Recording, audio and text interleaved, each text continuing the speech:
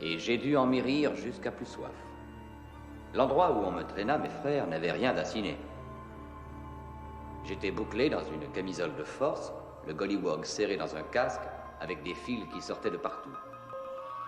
On me fixa des écarteurs de paupières, si bien qu'il m'était impossible de fermer les yeux. Tout ça me semblait idiot, mais je les laissais faire à leur guise. Un jeune Malchik peut supporter bien des choses pour être libre 15 jours plus tard. Oh, mes frères.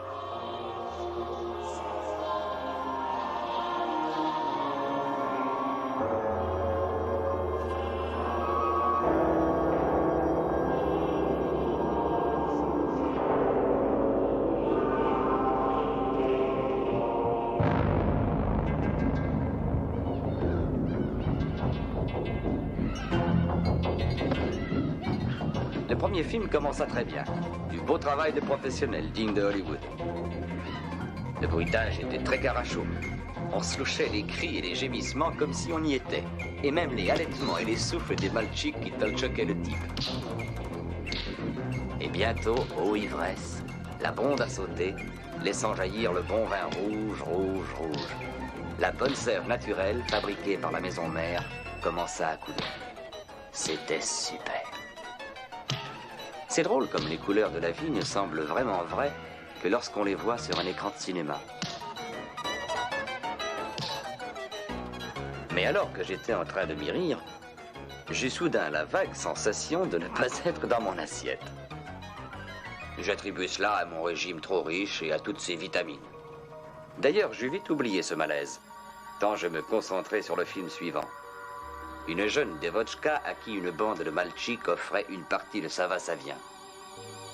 Un premier Malchik, puis un autre, et un autre encore. Quand ce fut le tour du 6e ou 7e Malchik, grimaçant et schméquant de 6 mètres, je me sentis malade pour de bon. Mais impossible de fermer mes persiennes. J'avais beau rouler de la pupille, je ne pouvais pas échapper au feu roulant de l'écran.